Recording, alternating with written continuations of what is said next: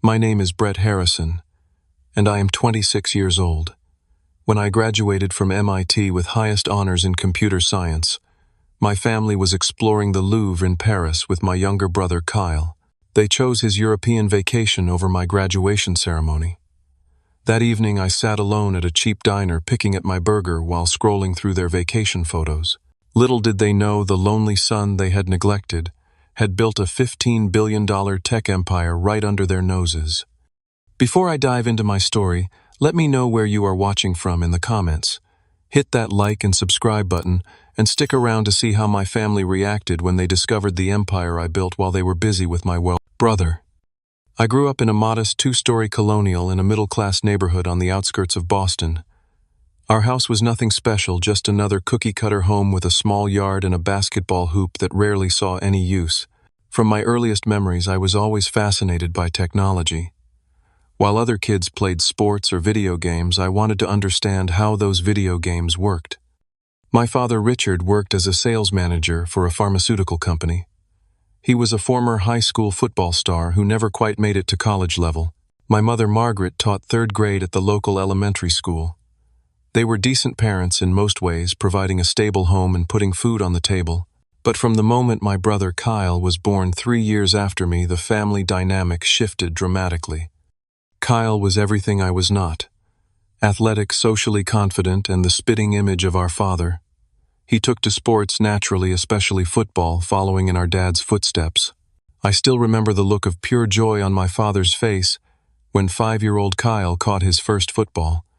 That look never appeared when I showed them my accomplishments. "Look what I built, Dad," I said one day when I was 10, proudly displaying a simple computer program that drew geometric shapes on the screen. "That is nice, Brett," he replied, his eyes already drifting toward the window where Kyle was practicing tackles with neighborhood kids. "But can you wrap it up soon? Kyle has a scrimmage game and we need to leave in 15 minutes.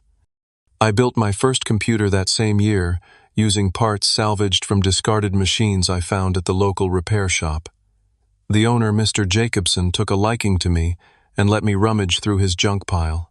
While my parents drove Kyle to football practice 4 days a week, I would bike to the repair shop and learn everything I could about hardware and software.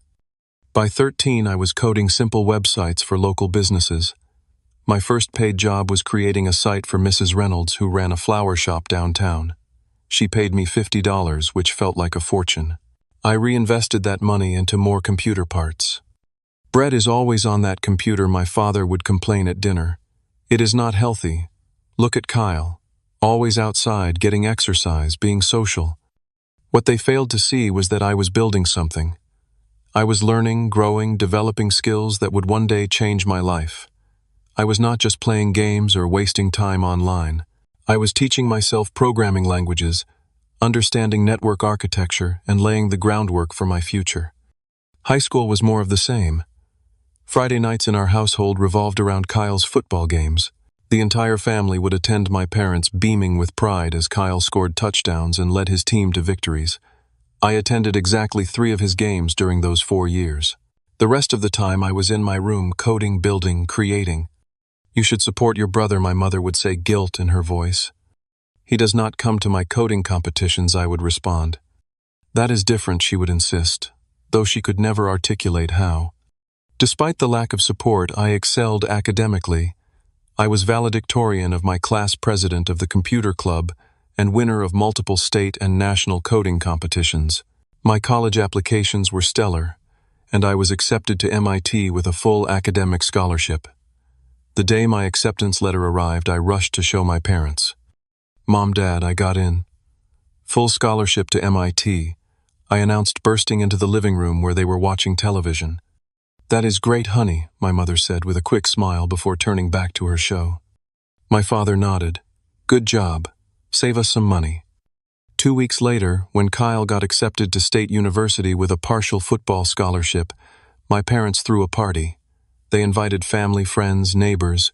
There was a cake with "Congratulations, Kyle" written in his school colors. No one mentioned my MIT scholarship. That night I made a promise to myself. I would succeed beyond their wildest imaginations. I would build something so impressive, so undeniable, that they would have to acknowledge my worth. Not that I needed their validation anymore, but there was still that wounded little boy inside me who wanted his parents to see him, truly see him. As high school graduation approached, my parents were preoccupied with Kyle's football training camp that summer. They barely noticed when I packed up my belongings to head to MIT early for a summer research position. My father helped me load my few boxes into my used Honda Civic, patted me awkwardly on the shoulder and said, "Good luck at college, son." I drove away from that house with mixed emotions. Relief to be leaving the constant comparison behind, excitement for the future that awaited me, and a lingering sadness that my own family could not see the potential within me. But that sadness was slowly transforming into determination. I would show them and the world exactly what Brett Harrison was capable of. I arrived at MIT on a sweltering August day, my beat-up Honda Civic packed with everything I owned, which honestly was not much. The campus sprawled before me, intimidating and exhilarating all at once. As I lugged my boxes up to my assigned dorm room, I felt a strange mix of loneliness and hope. This was my fresh start away from the shadow of my football star brother. "Need some help with that?" a voice called out as I struggled with a particularly heavy box of computer equipment.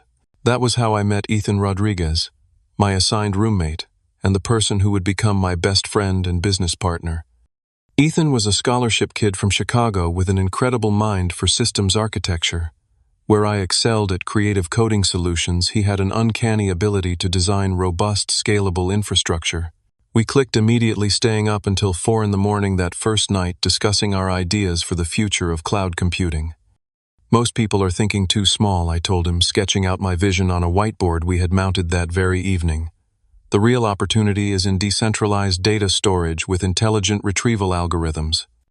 Ethan nodded enthusiastically. "And what if we built an adaptive layer that optimizes based on usage patterns? No one is doing that effectively yet." By the end of our first semester, we had created a prototype of what would eventually become CloudCore, the backbone of my tech empire. It started as a simple app to help students share and collaborate on large research files more efficiently. We launched it campus-wide during finals week of our freshman year, and within days, over 70% of MIT students were using it. "We should scale this," Ethan said one night as we watched the user numbers climb. "This could be big beyond campus." During sophomore year, we officially formed Harrison Technologies, working out of our dorm room between classes. I was the CEO and lead developer, while Ethan served as CTO. We expanded CloudCore to other universities, refining the platform based on user feedback. Our big break came when Professor Alderman from the computer science department used CloudCore for a research project and was impressed by its performance. He introduced us to a venture capitalist friend who saw the potential immediately. "Your architecture is years ahead of current solutions," the investor said after a detailed review of our code. "How much seed funding are you looking for?" We secured $1 million in initial funding, but I made a strategic decision that would prove crucial to our future success. I insisted on remaining anonymous as the company founder. Official documentation listed a holding company as the majority owner, with my identity protected through complex legal structures. "Why all the secrecy?" Ethan asked as we signed the paperwork. "I want our technology to speak for itself," I explained. But the truth was more personal. I wanted to succeed completely on my own before my family found out. I wanted the reveal to be on my terms when the success was so massive it could not be diminished or overlooked. Throughout junior year, CloudCore expanded exponentially. We moved our operation to a small office near campus, hired 5 employees, and secured major contracts with research institutions across the country. By the end of that year, our company valuation hit $100 million. Through it all, I lived frugally. I stayed in the same dormitory, wore the same clothes, and drove the same old Honda. Every dollar of my share went back into the company or into savings. My parents remained oblivious to my success, still focused on Kyle's football career at State University, where he was gaining recognition as a promising tight end. Our occasional phone calls followed a predictable pattern. "How are your classes, Brett?" my mother would ask. "Fine, Mom. I am maintaining a 4.0 GPA," I would respond. "That is nice, dear. Did you hear Kyle scored 2 touchdowns last weekend?" During senior year, everything accelerated. Cloud Core evolved into a comprehensive enterprise solution that major tech companies could not ignore. Google offered to buy us out for $2 billion. We declined. Microsoft came in at $3 billion. We declined again. We knew what we had built was worth more, much more. By March of my senior year, Harrison Technologies had expanded to 3 international offices with over 200 employees. Our valuation hit $15 billion after a series of major government and Fortune 500 contracts. Yet I remained in the shadows, known within the industry only as the architect. The Forbes profile of our company listed me simply as a young MIT graduate whose identity was kept private. As graduation approached, I allowed myself to hope that my family might finally see me clearly. I had achieved extraordinary success by any measure.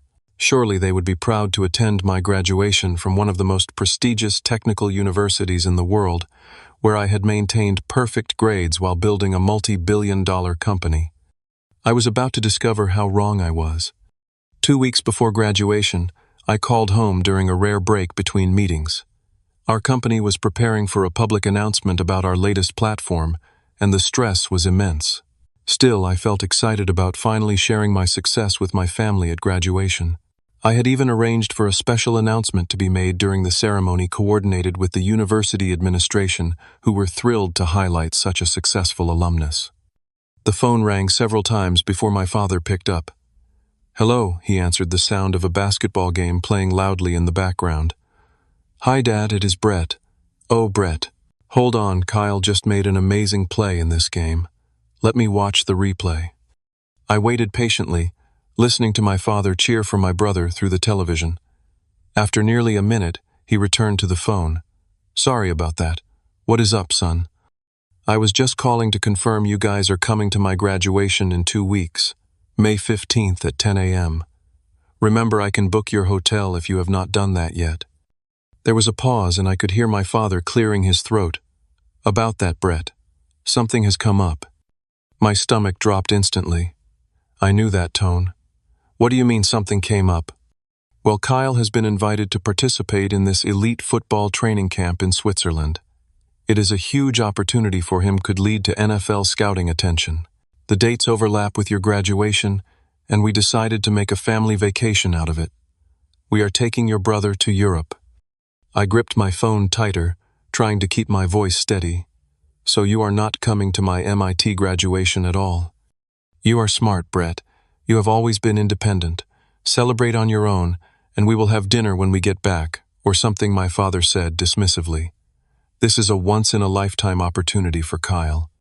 In the background, I could hear my mother. "Is that Brett? Tell him we are sorry about missing graduation, but this is really important for Kyle's future." Then I heard my brother's voice, smug as ever. "Tell the computer nerd I will bring him a souvenir. We will be thinking of you on your big day." My father continued, completely oblivious to how devastating this news was. "You understand, right? Family has to stick together, and Kyle needs our support right now." The irony of his words was not lost on me.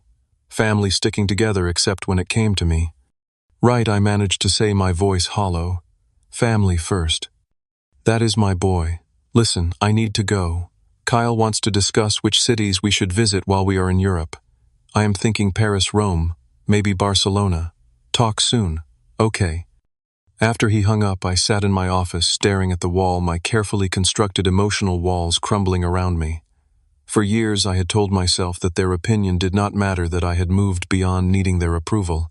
Yet their casual dismissal of one of the most important days of my life cut deeper than I wanted to admit. Ethan found me like that an hour later, still sitting motionless at my desk. "Board meeting in 10 minutes, he reminded me, then paused when he saw my face. "What happened?" I told him about the conversation, my voice flat and emotionless. "Your family is unbelievable," Ethan said, shaking his head in disbelief. "After everything you have accomplished, they still cannot see your worth." "They do not even know what I have accomplished," I reminded him. That was going to be the surprise at graduation. Ethan leaned against my desk. "So what are you going to do?" I straightened up, a new resolve hardening within me. "Move up the timeline. The company was planning to go public next month anyway. Let us coordinate with the university to make the announcement at graduation instead." "Are you sure? That is a lot of attention all at once." "I am sure," I said firmly.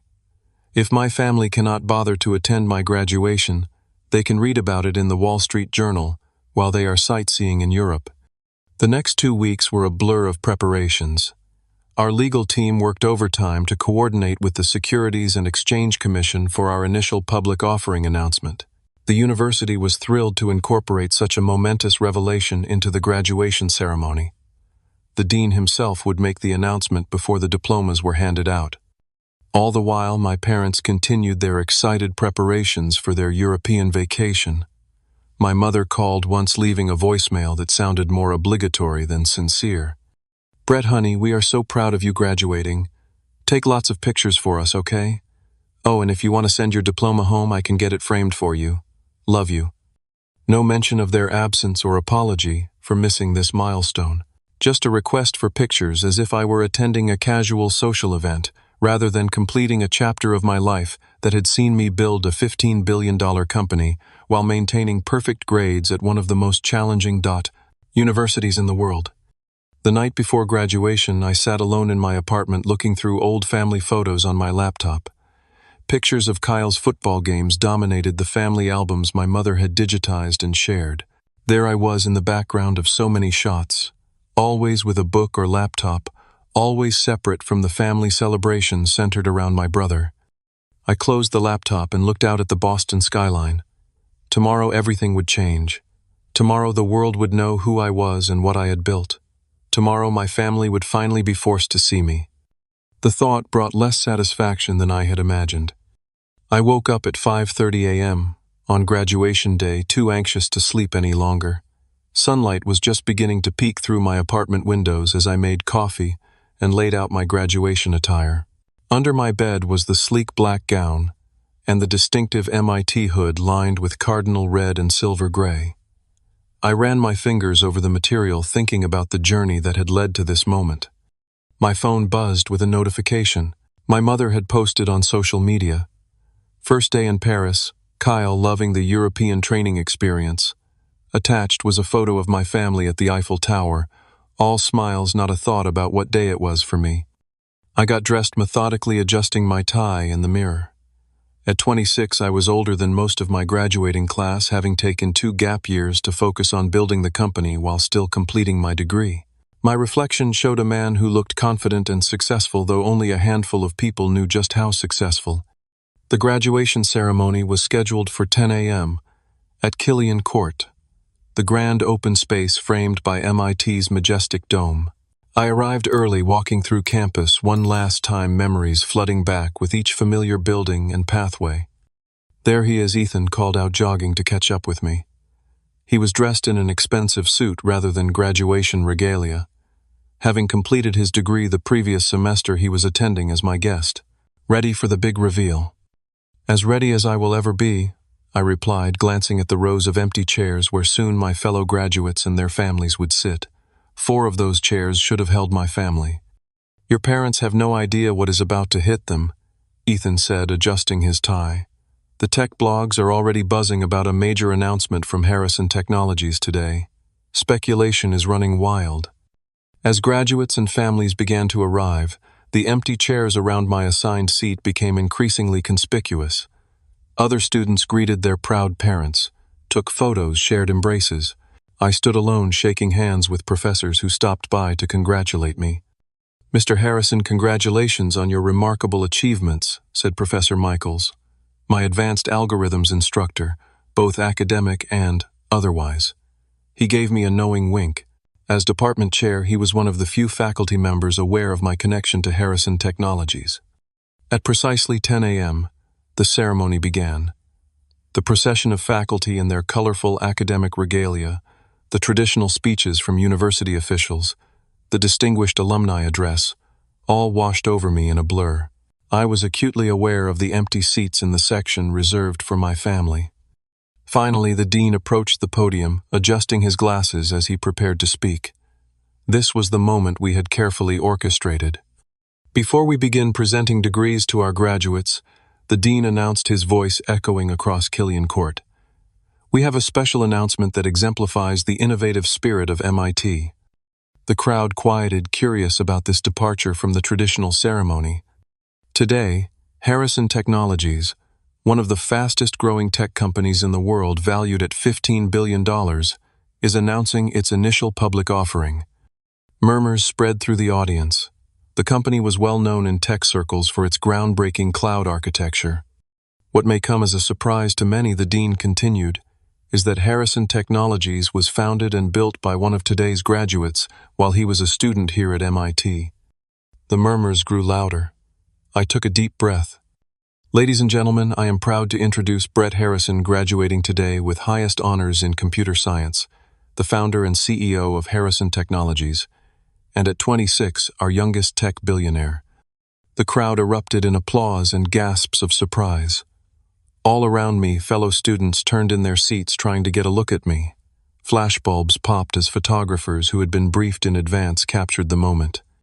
I stood acknowledging the ovation with a modest wave. The applause continued building into a standing ovation from students and faculty alike. As I walked to the podium to give a brief acceptance speech, I could not help but think of my family probably touring the Louvre at that very moment, completely unaware that their son and brother was now making headline news across the tech world. Thank you for this recognition. I began looking out at the sea of faces. When I came to MIT 6 years ago, I had a dream of building technology that would change how the world stores and processes information. Thanks to the education I received here, the mentorship of dedicated professors, and the collaboration with brilliant fellow students, that dream has become reality. I spoke for exactly 3 minutes, thanking my professors, acknowledging Ethan and our early team, and expressing gratitude to MIT for creating an environment where innovation could thrive. I did not mention my family once. As I returned to my seat amidst continued applause, my phone began vibrating constantly in my pocket. News alerts, text messages, emails, all reacting to the announcement. I ignored them all. This moment was mine, and I wanted to experience it fully without distraction. The rest of the ceremony proceeded according to tradition. When my name was called to receive my diploma, another round of applause erupted. I shook hands with the university president, accepted my diploma, and moved the tassel on my cap from right to left, officially becoming an MIT graduate. After the ceremony, journalists swarmed around me, shouting questions about the company, the IPO, and my journey. Security personnel from Harrison Technologies, who had been stationed discreetly throughout the event, moved in to create a protective barrier. Mr. Harrison will not be taking questions today, our press officer announced. A formal press conference will be scheduled next week. I caught Ethan's eye through the crowd, and he gave me a thumbs up. We had planned my exit strategy carefully. While the media was distracted by the press officer, I slipped away through a side entrance where a car was waiting. "Where to, sir?" the driver asked. I could have gone anywhere, celebrated at any exclusive restaurant in Boston. Instead, I gave the address of a small diner near campus, the same place I had eaten countless meals alone during my time at MIT. Sitting in a booth at the back of the diner, I ordered a cheeseburger and fries. The waitress did not recognize me, treating me like any other customer. It was refreshing after the frenzy of the ceremony. As I ate my solitary graduation dinner, I scrolled through the flood of notifications on my phone. News articles were already appearing online with headlines like "MIT grad revealed as tech billionaire" and "College student built $15 billion empire in secret." Still nothing from my family. They were probably still enjoying their European adventure, oblivious to the fact that their son was now trending on Twitter. I finished my meal, left a generous tip, and stepped back into the world that would never be the same again. The secret was out.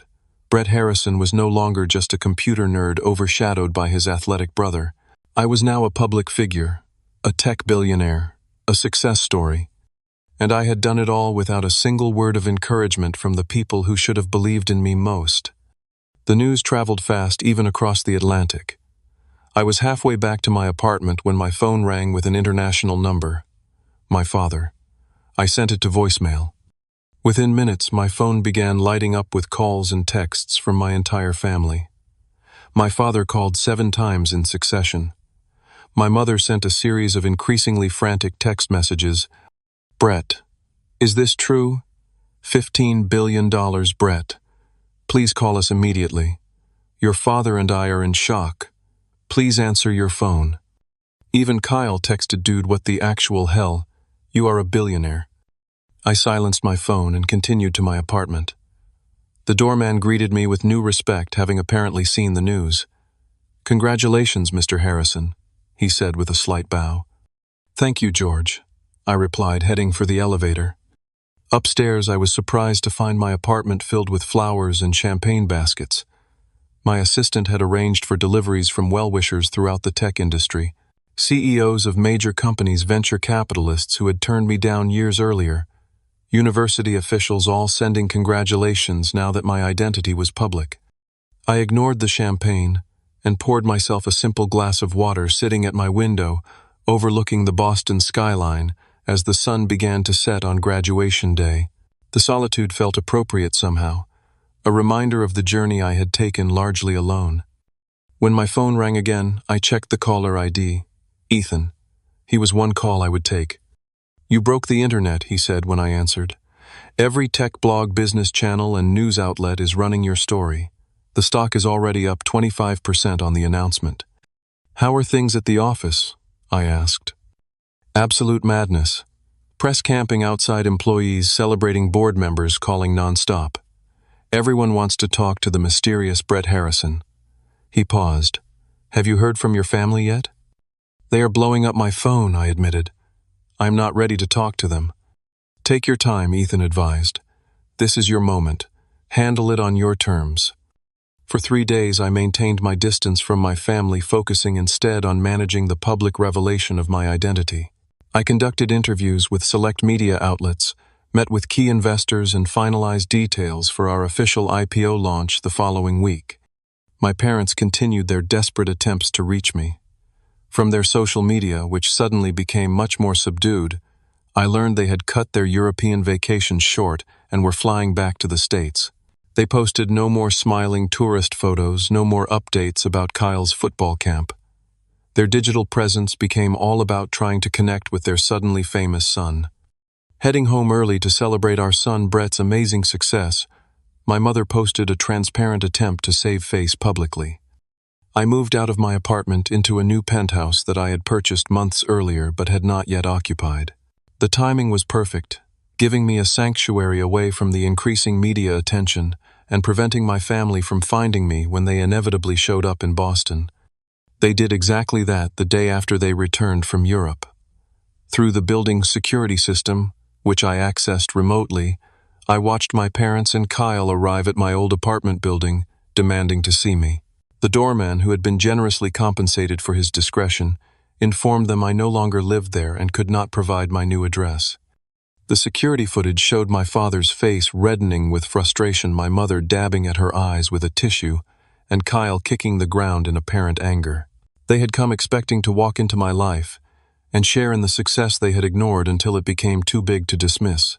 Instead, they found themselves shut out, just as they had shut me out of their family celebrations for years.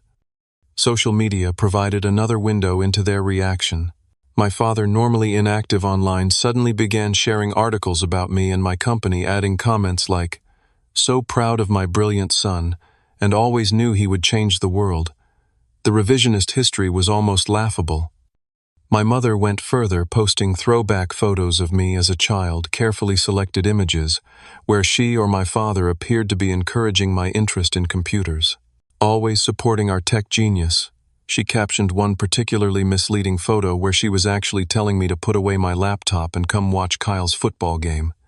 Kyle's reaction was more complicated.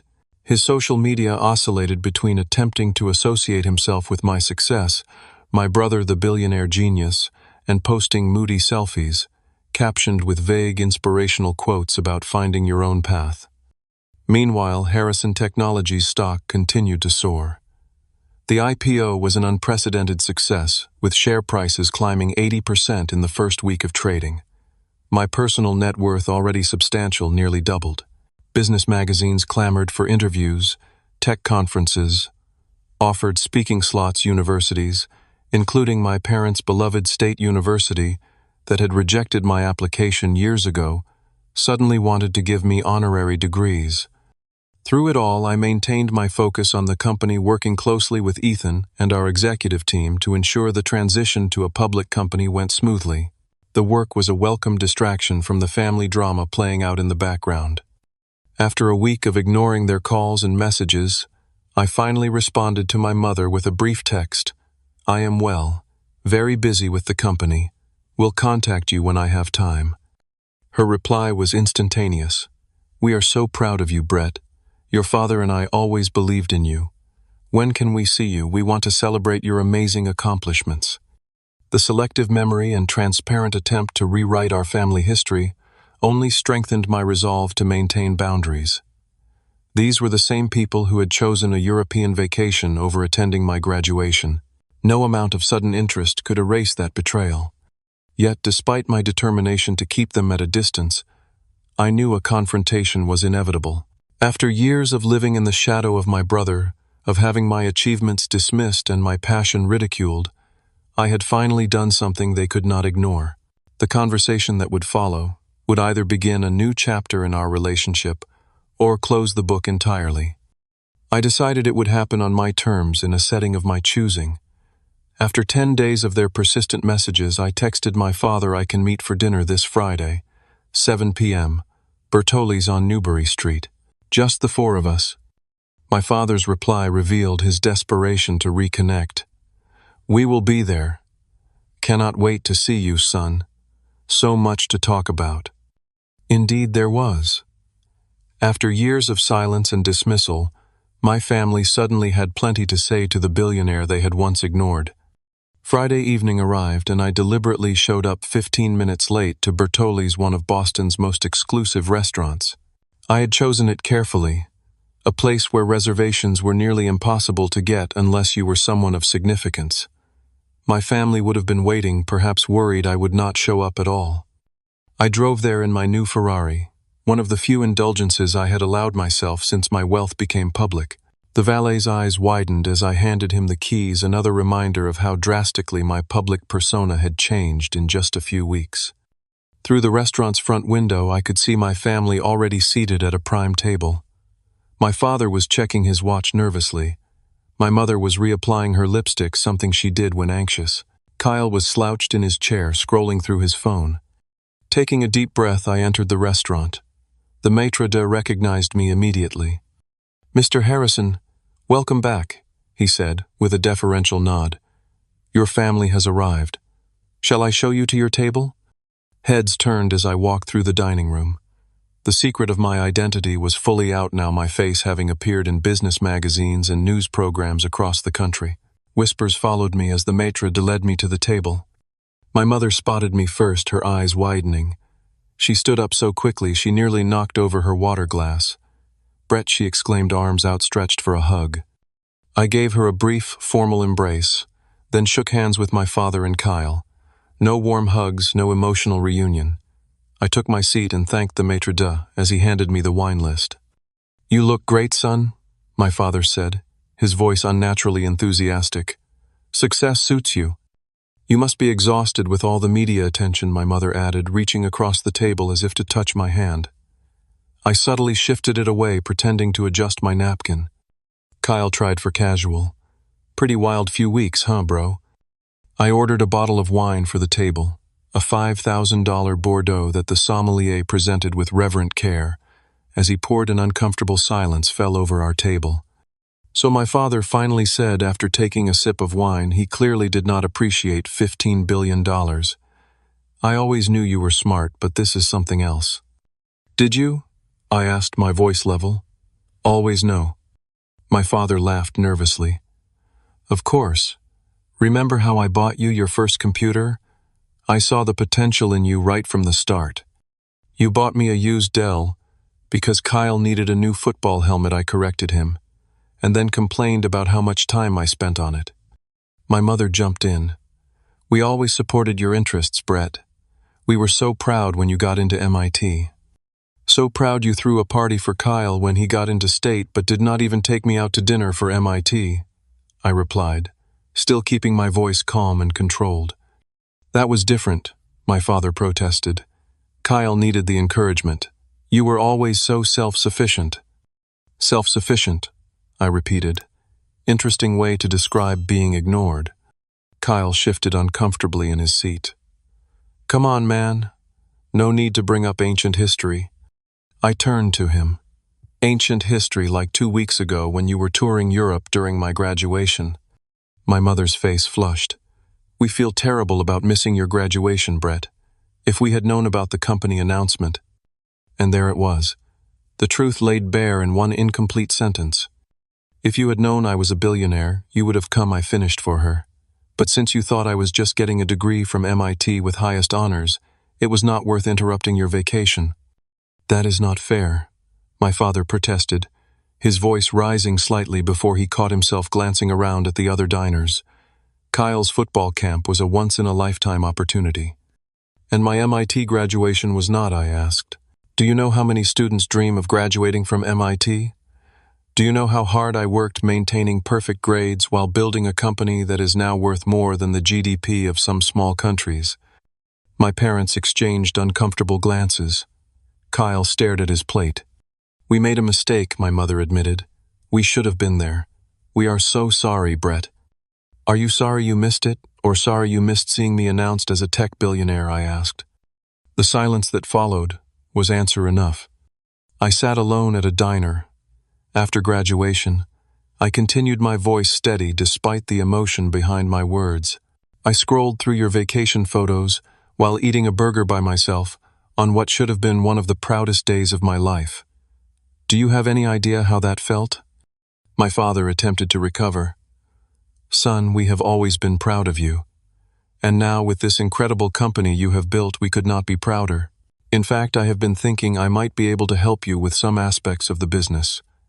My sales experience could be valuable to your team. I could not help but laugh. My company employs former executives from Google, Amazon, and Microsoft. What exactly do you think you could contribute, Dad? His face reddened. I have 30 years of sales experience, and I am your father. Being my father did not seem to matter much when I was growing up, I replied. Why should it matter to my business now? My mother tried a different approach. Brett, honey, we would love for you to come stay with us for a while. Get away from all this pressure. I could make your favorite meals just like when you were little. Mom, when was the last time you made my favorite meal? Do you even know what my favorite meal is? She hesitated, then guessed. Spaghetti and meatballs. That is Kyle's favorite. Mine is grilled salmon with roasted vegetables. Kyle, who had been quiet, suddenly spoke up. This is bullshit. You hit the jackpot and now you are punishing us for not treating you like some kind of golden child growing up. Some of us had to work for attention, you know. Not all of us could be super geniuses. I turned to him. Work for attention. Every conversation in our house revolved around you and football. Every family event was scheduled around your games. Every vacation was planned around your tournaments. What exactly did you have to work for? Kyle's facade cracked. Do you know what it is like now? All anyone asks about is my billionaire brother. Tell us about Brett. Was he always so smart? Did you know he was building an empire? It is like I do not even exist anymore. There was a painful irony in his words that he clearly did not recognize. Welcome to my entire childhood, I said quietly. My father, desperate to salvage the situation, tried again. Son, we made mistakes. All parents do. But we are family. This success of yours, it should bring us closer, not drive us apart. Let us be part of your life again. I looked at each of them in turn, these people who shared my DNA, but had rarely shared my dreams or interests. My father now eager to claim connection to my success after years of dismissing my passion. My mother trying to rewrite history to cast herself as supportive. My brother resentful that the spotlight had finally shifted away from him. I need to be very clear about something, I said, leaning forward slightly. I did not build Harrison Technologies to impress you or to win your approval. I built it because I believed in the technology and my ability to create something meaningful. For years, I told myself I did not need your validation or support. Recent events have proven that to be true. I took a sip of wine before continuing. That said, I am willing to have a relationship with you all going forward, but it needs to be based on honesty and respect. I am not the same person who left for MIT 6 years ago desperate for your attention. I do not need you to run my company, Dad. I do not need to move back home, Mom. And Kyle, I do not need to live in your shadow anymore. The waiter approached to take our order, providing a momentary reprieve from the tension. After he left, my father attempted a more conciliatory tone. We understand, Brett. We just want to be part of your life again, whatever that looks like on your terms. I nodded. It starts with acknowledging the past honestly, not pretending you always supported me. It means respecting my boundaries and the life I have built. And it means no more posts on social media pretending we have always been a perfectly supportive family. My mother looked embarrassed. I just wanted people to know how proud we are of you. If you are proud now, you should have been proud when I was accepted to MIT. When I won coding competitions, when I graduated with highest honors, I replied. Pride that only appears when there is success and public recognition is not real pride, Mom. The rest of the dinner proceeded with strained small talk. My parents asked careful questions about the company, which I answered vaguely. Kyle remained mostly silent, occasionally checking his phone. As the meal concluded, I paid the bill, declining my father's half-hearted offer to cover it. We walked outside together where the valet had kept my Ferrari at the front. That is quite a car, my father commented clearly, trying to end the evening on a lighter note. It is, I agreed. I bought it the day after graduation. The implication hung in the air between us. While they had been touring Europe with Kyle, I had been purchasing a $300,000 sports car with cash. Will we see you again soon? My mother asked as the valet brought around their modest sedan. I will be in touch, I said, not committing to anything specific.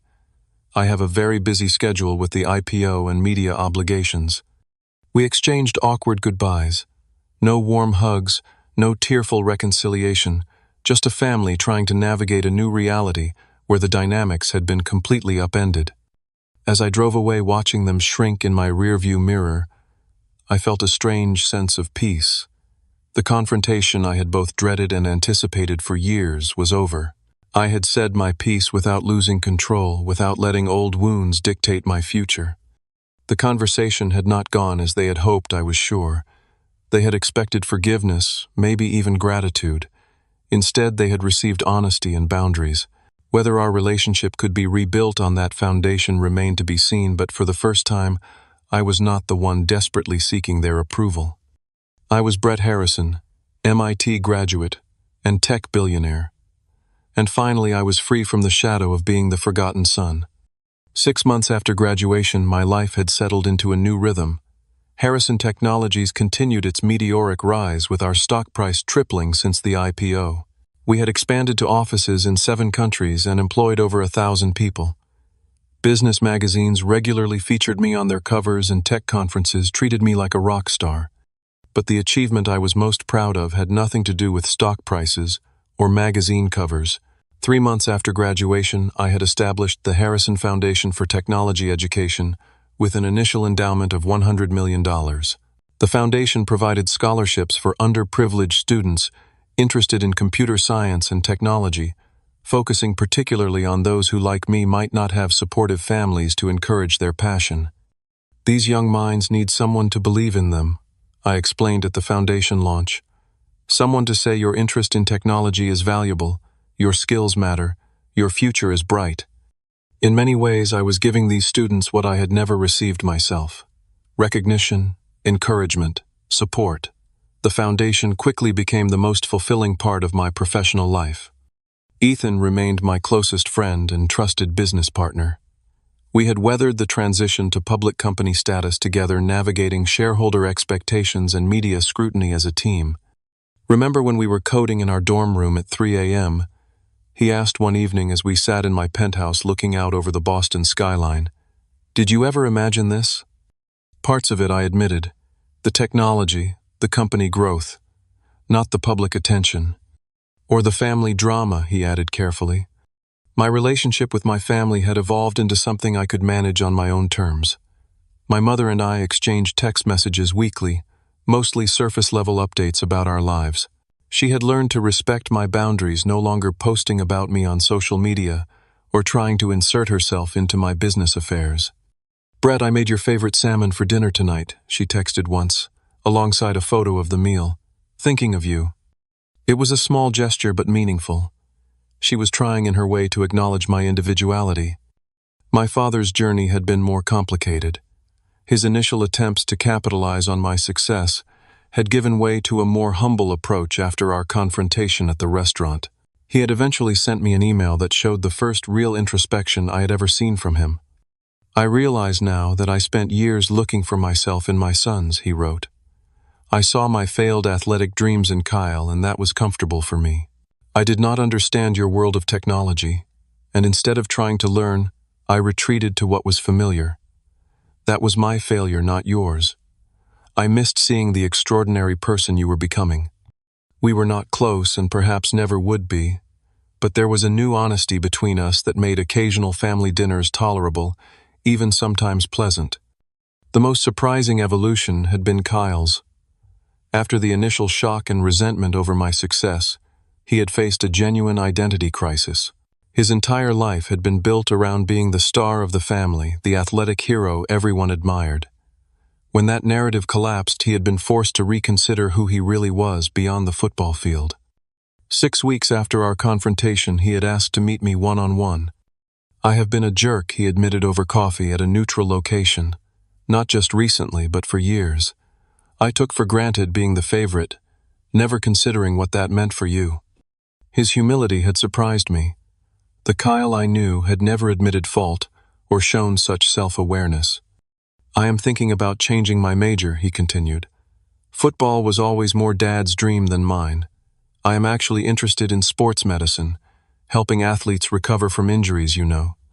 It was the first time I could remember Kyle talking about a genuine intellectual interest.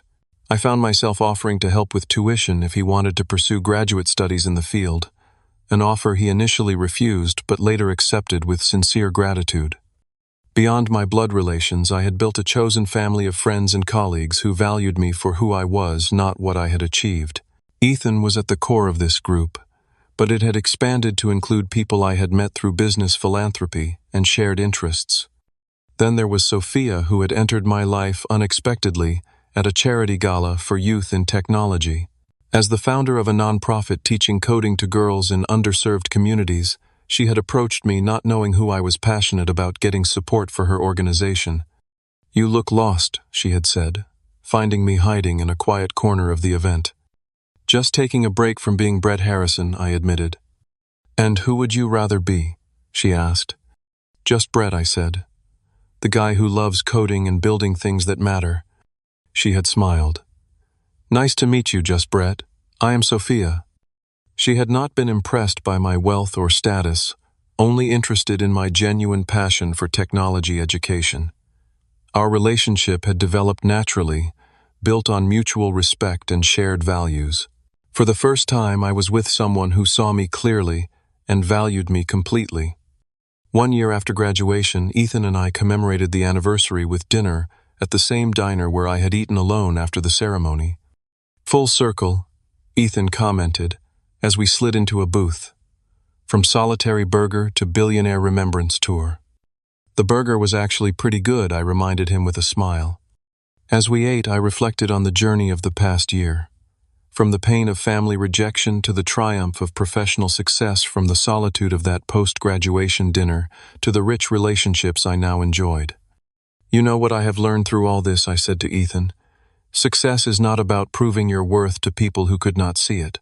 It is about creating something meaningful and surrounding yourself with people who value you for who you really are. And making a few $1 billion does not hurt," Ethan joked. I laughed. "The money is nice, but it is not what makes me feel successful. Building technology that matters, helping students through the foundation, having authentic relationships, those are the real measures of success." The journey had been painful at times, but necessary. I had moved from seeking external validation to finding internal worth. From hoping my family would see me to knowing that my value existed whether they recognized it or not. From eating alone after graduation to building a life filled with purpose and genuine connection. The wounded little boy who had desperately wanted his parents' attention had grown into a man who understood that the most important approval was his own, and that was perhaps the most valuable lesson of all, worth more than any company valuation or headline announcement. What about you? Have you ever felt overlooked by the people who should have valued you most? How did you find your own worth beyond their recognition? Leave a comment below sharing your story. Sometimes the people who fail to see your potential are the very ones who push you to prove it to yourself. If this story resonated with you, please like, subscribe, and share with someone who might need to hear that their value exists regardless of who recognizes it. Thank you for listening to my journey. And remember, true success is not measured by others' approval, but by the life you build that brings you fulfillment and allows you to make a difference.